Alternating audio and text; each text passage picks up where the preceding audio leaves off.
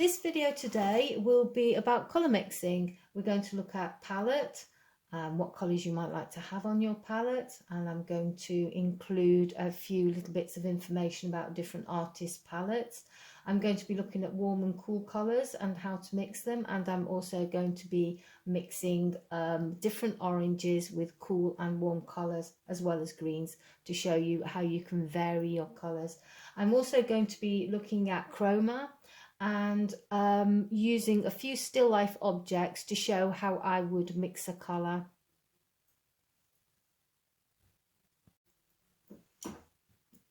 So this palette is pretty similar to the sort of palette that I would be using. I have here Hansa Yellow Light. I very often will use Cadmium Yellow Light. This is Cadmium Yellow Deep, a great favourite of mine. When you buy sets of colours from places like Hobbycraft or Cass Art, very often they won't have Cadmium Yellow Deep in the mix, and this cuts out an awful lot of colour mixes that you can use. So if you are going to buy a set, make sure you've got a cadmium yellow, and if it's not there, I would go and buy one. This is Yellow Ochre. I always have this on my palette. It's great for skin colours, earthy. It's an earthy colour. It's very opaque compared with the other yellows. Opaque meaning that it's more solid and you can cover up another colour with it, whereas yellow tends to be a little bit transparent. This is Cadmium Red Light. I tend to prefer vermilion, but I haven't got any today. So this is a very, very yellow red, which means that it's a warm red. This red is a very cool red. It's Cadmium Red Deep, and I really like that to mix my purples. If I try to mix a purple using a blue and this red here, I would just get dirt because there's too much yellow in this mix. This that's dropped down here is Alizarin Crimson. That's quite a cool red, and that can be used. I quite like to use that for browns and also oranges sometimes. This is Ultramarine Blue. Now, generally you would consider blue to be a cool colour altogether, but within the blues there are warmer ones and cooler ones. This is Ultramarine. It's a cool blue. It's got more red in it than yellow. This is Cobalt Blue. This has also got more red in it than yellow in the mix. And this is Cerulean Blue, which is slightly more yellow than the other two. So that is a warmer blue. Different companies, for instance, Liquitex, System 3, Golden, will all use different levels of pigment within their mixes. So, say an ultramarine from Golden might be slightly different to an ultramarine from Liquitex. Another yellow ochre, don't know why I did that. And this is one of my favourite greens. It's Hooker's Green Deep. The reason I have this on my palette is usually because I can mix it with a red to make a very deep brown, or I can mix it with a deep blue, ultramarine, a deep crimson red, and I will get a nice black. I don't tend to use black. I find black very cold, and very often when people are beginning with paintings, they might use black to darken a colour, and I find it kills it. It makes it look dirty. So I like to mix my own blacks. Now, an artist's palette is a very personal thing, and different artists prefer to use different colours. When you're colour mixing, there are lots of different recipes you can use to get one particular colour. One example is I ran out of yellow ochre once, so I used a combination of Cadmium Yellow Deep, a little bit of crimson and a blue, and I made my own yellow ochre. The only colours obviously that you can't mix are red, blue and yellow.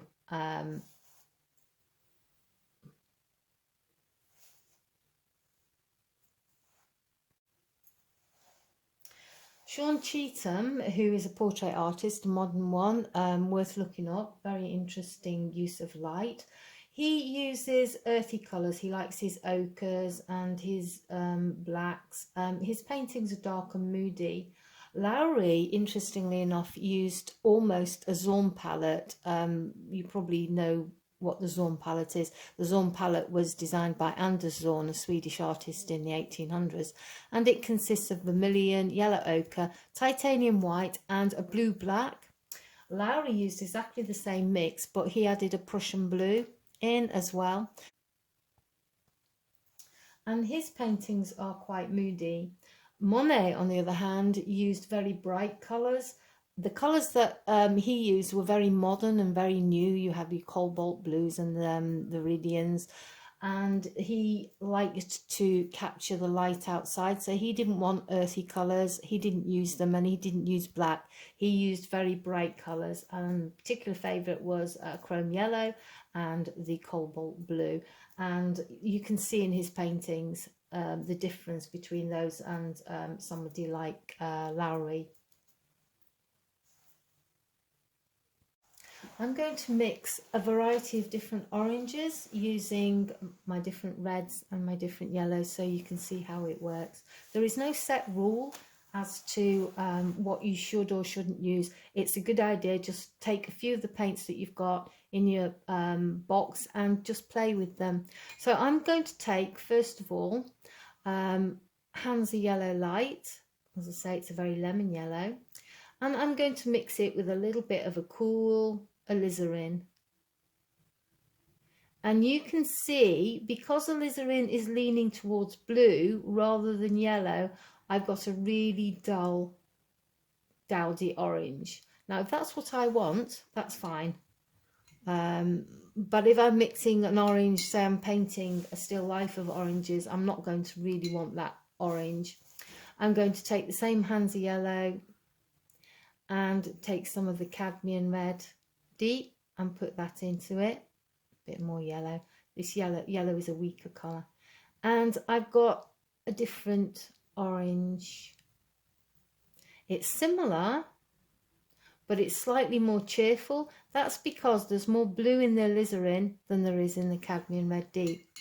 I'm now going to take cadmium red light and mix it with the same yellow. This is very old, so it's very stiff. I'll have to add some water to it. I don't tend to use it. And Hansa Yellow. Now, Hansa Yellow, being a cool yellow, is not going to give you very bright, vivid oranges, but you can see the difference. Now, that's because the cadmium red light is yellow leaning, so they complement each other. So you can see 3 different oranges, and it's all to do with warm and cool.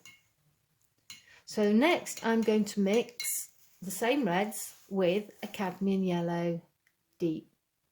So I take some cadmium yellow deep and I'll mix some alizarin. I get a very brown orange. And it's different to this orange here. That orange is a little bit lighter and brighter because this is lighter. The cadmium yellow deep has quite a bit of red in it. So because I'm mixing a reddish yellow with a coolish bluish red, that's why my orange isn't very bright. So now I'm going to go on to the cadmium red deep and mix it with the yellow.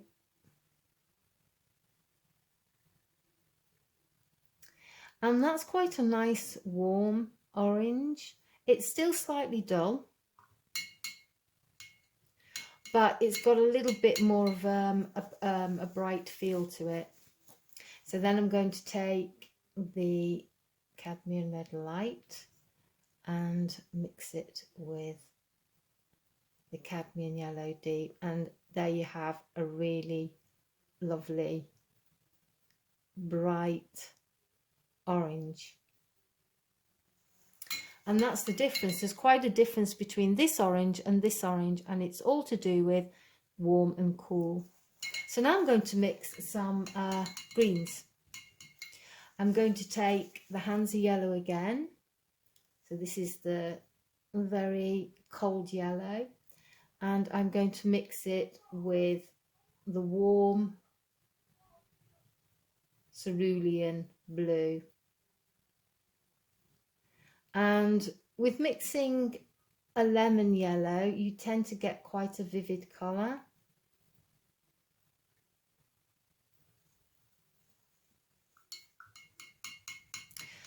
Then I'm going to take the Hansa Yellow and mix it with the cobalt, which is more cool.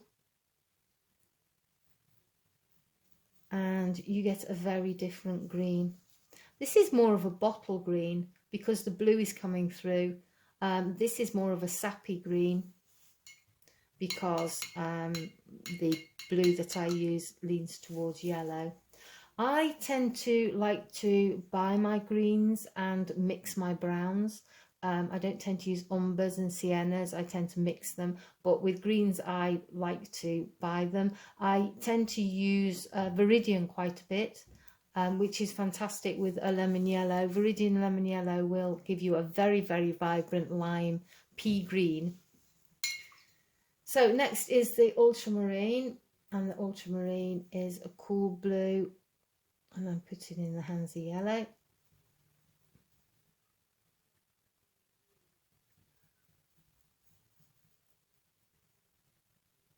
And you can see the difference between the two actually. The ultramarine has slightly more red in it than the cobalt, and it's dulled the green down a little bit. The warm colour, the warm red in the blue has dulled down the green. Now I'm going to do the same mixing with the cadmium yellow deep. I'll take that colour, and then the cerulean, which is warm blue, and there's a massive difference. The reason being is because in the cadmium yellow deep there's some red, and the red has dulled it down. So you've got more of an olive green going on there. If I wanted to, if I was using a brighter green and I didn't want to have it too bright, what I could do is add a warm colour. So if I add a bit of red into that, what happens is it turns it right down into an olive green. But it's a different olive green to this one. This is a lot duller. It's a very nice colour. Likewise, if I had an orange or a yellow or a red, which is also a warm colour, obviously, and it was too bright for me, I would add the complementary colour on the colour wheel, or I would add a cool colour. So I will add into this a little bit of blue. And you can see that my yellow has dulled down. So this is what I tend to do when I'm colour mixing. I will add a hint of a warm colour or a hint into a cool colour to dull it down, or a hint of a warm cool colour into a warm colour to dull it down. So going back to my green mix, I'm going to take my cadmium yellow deep again, and I'm going to take cobalt blue, which is cooler. Maybe a little bit more cadmium yellow deep. And again, I've got a very similar colour to what I had with the cerulean, because at the end of the day, they're both blue. That is why I was saying earlier that you can take two different colours and mix them with another colour and get a very similar colour. I actually like that green slightly better than this green, but then this green has got a little bit more yellow in it. So now I'm going to take the ultramarine and put that in, and ultramarine, a little bit more cadmium yellow, so we get the same tonal value. And that again is more sappy than with the cobalt, because the ultramarine is darker, but it's also cooler than cobalt. Because cadmium yellow deep is a little bit more opaque than the Hansa yellow, the paint, the colour that you've got is more opaque than the colour that I've used the Hansa yellow in. So this one will cover much more thickly than this one. With yellow ochre is a very earthy colour, and it's a very dull colour. So anything I try to mix will be dull. I'll just mix an orange. So I'm using yellow ochre, and I'm going to use cadmium red light. A bit more yellow ochre. And you can see I've got a very, very dull orange. I'll mix it with the alizarin, I think, and we'll see what we get. So we get a very brown, well, it's brown really, more so than orange. It's kind of a sienna in feel. So it's worthwhile putting all your colours along the top and having a play with the different warms and cools.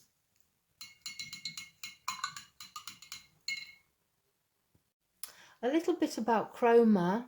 What chroma means is that when a colour's really bright, for instance the Hansa yellow is very bright, that's high chroma, it's very intense, whereas when a colour is very dull, it's low chroma. So if I take the Hansa yellow and I mix it, I'll take some more and put another one down there. So if I mix this with the, I think I'll mix it with the cerulean, that is quite a high chroma, it's quite bright. I'm going to put cerulean in the bottom one with a little bit more of the Hansa. I think I've overdone it with the cerulean. So this is darker than this one, but it's actually still quite high chroma. If I want to lower that chroma, as I said before, I will put a warm colour because this is a green and it's a cool. So I'll put just a little bit of cadmium red light into it. And what that's done is reduce it down to a lower chroma. Like that. You don't need much because if I was to put too much of the red in, I will end up with brown. So you only need hints. The first object I'm going to colour mix for is this jug. So this is quite a pale green, so I'm going to take some titanium white. You may wonder why my white has slithered down to the bottom of my palette. That's because this is system 3, because I don't have any of my Liquitex, and everything else is Liquitex, and this is cheap. So it doesn't have the strength of pigment in it. So I'm going to start off with white. And I can add a little bit of, I think, my cadmium yellow to make a pale yellow. I'm going to keep it pale. There are obviously quite a few colours going on in this object. There's a pale colour on the top of the rim, but inside it goes deeper. Usually what I do when I'm colour mixing for an object like this, I look at a dark, a mid and a light green, and then I'll mix between them to get different hues. So I've added a little bit of yellow, I think a little bit more. And the blue I'm going to go with, I think, will be a cobalt. And we'll see what we get. So what I tend to do is when I've mixed a colour, I will hold it up against my object to see if it's close. And actually it's very, very close to the palest colour. If you can see that. I think a little bit more of the yellow. Oh, come back. And a little bit more of the cobalt. So when I'm colour mixing and I'm trying to just slightly adjust the colour, I only add very, very small fractions of colour and just watch it slowly change. I'm quite subtle with my colour mixing. So if I go back, and I think that's pretty close, some of it is a bit cooler, so I can add a little bit more of the blue into it. That was too much. I'll have to compensate, put quite a bit of yellow in, take some of this white. That has actually given me the darker colour. However, there is, what this jug is sitting on is a blue colour, and what happens is, especially with pottery, you will get reflected blue into this. So underneath the rim is a little bit of a blue-green, so I can add a little bit more cobalt to it. This is a very simple mix.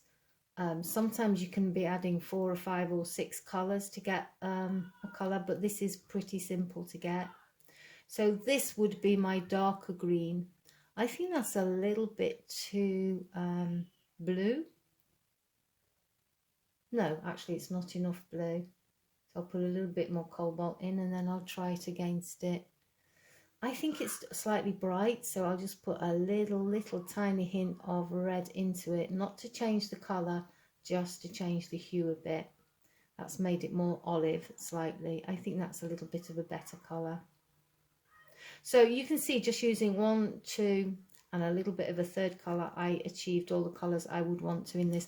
I don't get really fussy. If I can't quite get the colour, I'll just go with what I've got. And sometimes I'll slightly change the hue of a colour. So I'll just like, if it works in my painting, I might make this a little bit more blue or a little bit more yellow, depending on how I feel about it.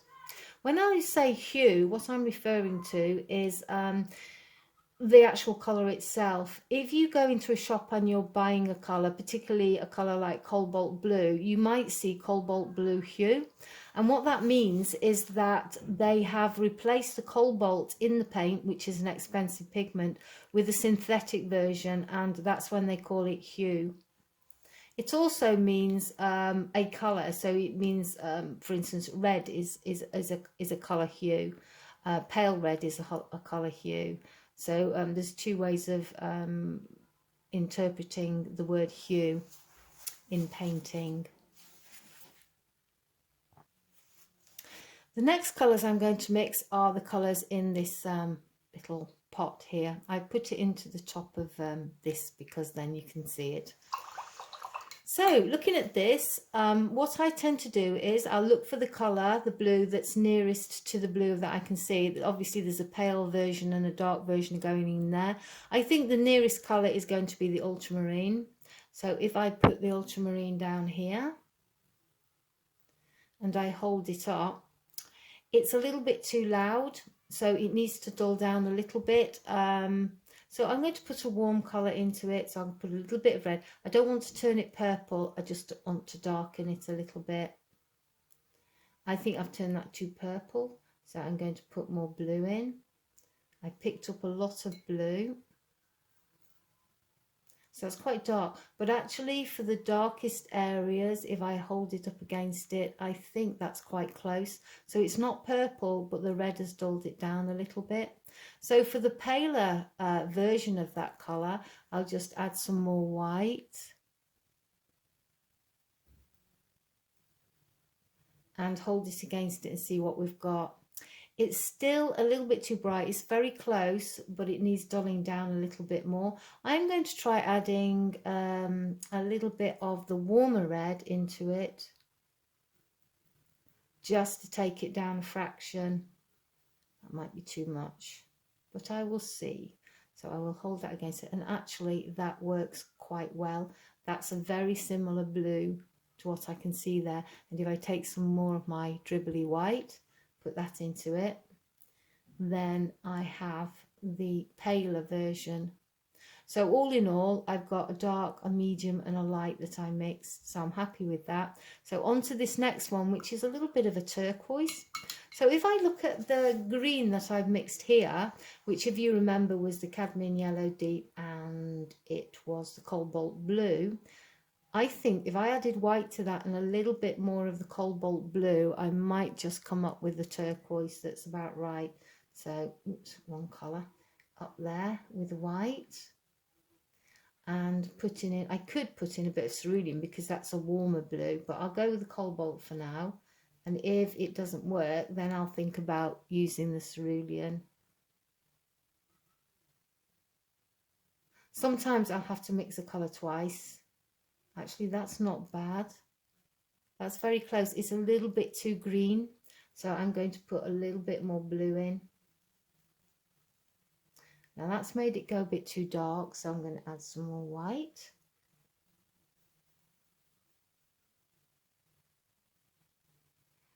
And I think I've achieved the colour.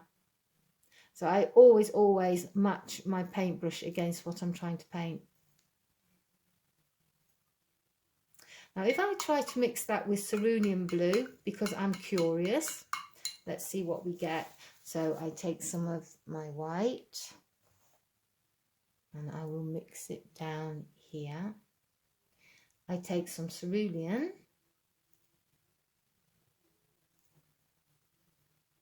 and a little bit of cadmium yellow deep. That might be too much, that's gone too green. So I'll go back to my blue, put a little bit more of that in.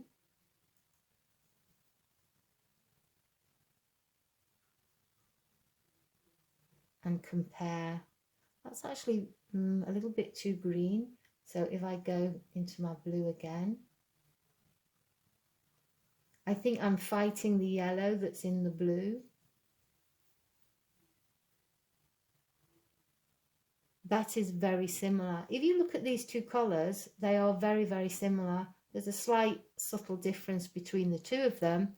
And I use two different blues. So that goes back to what I was saying earlier, that you can achieve a colour using different colour mixes, different from different tubes. So for the bottom one, this colour, I'm looking at my blues and I wonder if the cobalt is the best colour for that. So I'm going to mix up here.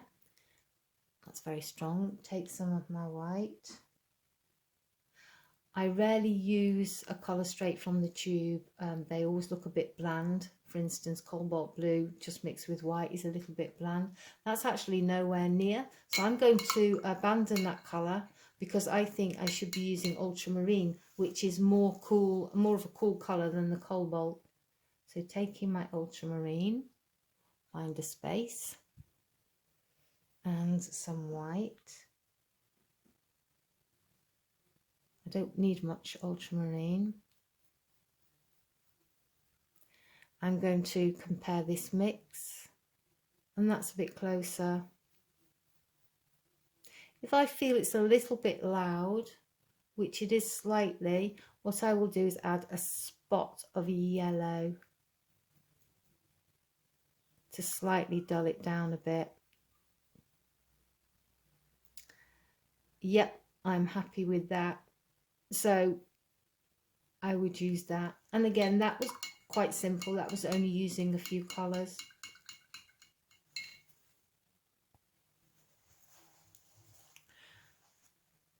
This jug, which is a lovely red, has quite a few different colours going on in it from the dark to the light. So I'm going to mix a few of those colours. I can see cool reds because the white of the window frame is reflected in it. And I can see warm reds as well as dark reds and light reds. So first of all, going for the darkest red, I can mix cadmium red deep. Now, if I put any kind of white in this to lighten it, it's going to turn it pink. So what I'm going to do is I'm going to take some cad red light, because the cad red deep is a little bit too purplish, and I'm going to put the cad red light into it a little bit more. I'm going to try not to knock my drug off. A little bit of water. I've picked up a bit of blue that was in my brush, so that's darkened it down a little bit. So checking against the red, that's a little bit too much cadmium red light, so I'm going to just darken it again with the cadmium red deep. If I want to go darker, because there are some dark areas under the spout and underneath the bottom of it, I might put a little bit of alizarin in, and that gives me a darker red. Now if I'm painting this and I decide I want a light red, but I've already painted a dark red underneath, what I would tend to do is in the area where I see the light, which is that I can see a stripe going down there, it might be different from the camera angle, I would paint that white. I would let it dry if I was using acrylic or oil, and then I would go over it with another red, and what happens is it makes the red brighter. If I try and paint red over a bright red over a dark red, it will just dull it down. It's a technique that Renoir used with his women with the very, very loud neon lips. He used to paint their lips white, and then he'd paint the orange red over it, and it always made them sing, made them bright. So going for the paler red, I would take the paler red that I've got on my palette. Oops. But I would dull it down a little bit with the cadmium red deep. So there is an orange red that I can see on this side of the jug. It's reflected light coming up from the tablecloth. So I might use that as a mix. However, I'm going to make it a little bit more red than orange. Just a touch more. So I think that will do for another colour on here. Yep, that's a bit of a medium red. For a light red, what I will tend to do is I will maybe add a little tiny bit of white. Not enough to make it into a pink, but just enough to lighten it a little bit.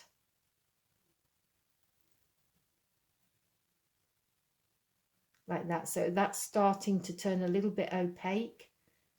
I could add a little bit more of a warm red into it to brighten it up a bit. But I wouldn't add any more white than that because then it will turn pink. So you can see I've got two totally different reds going on here. This red is very opaque because the cadmium red light is quite opaque. So it will paint over probably a darker red quite easily.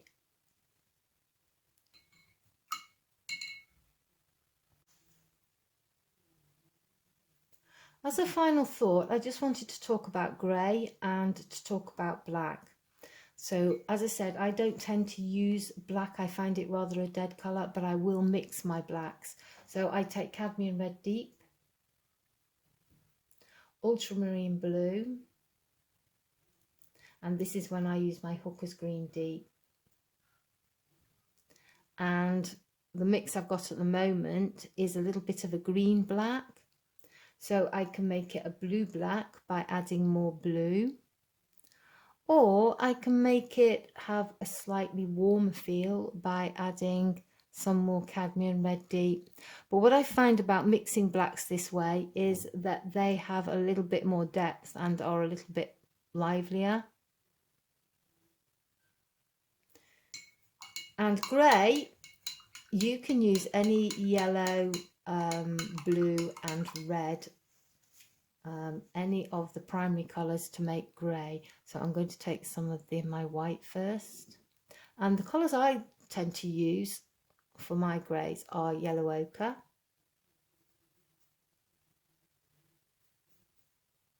ultramarine blue. I find this works better than the other blues. You can see I've got a bit of a dirty blue grey there, and just a little bit of cadmium red deep, not too much because it's quite strong.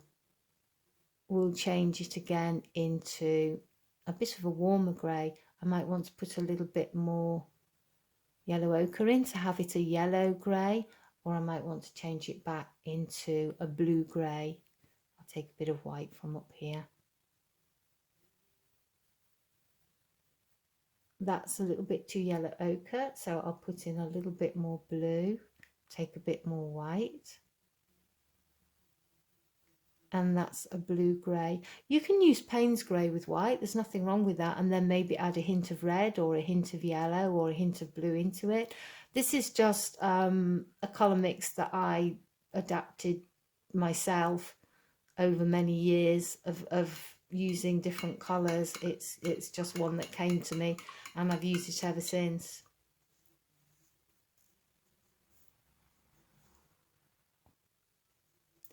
I hope you enjoyed this video and that it gave a little bit of clarity on colour mixing, and I look forward to seeing you next time.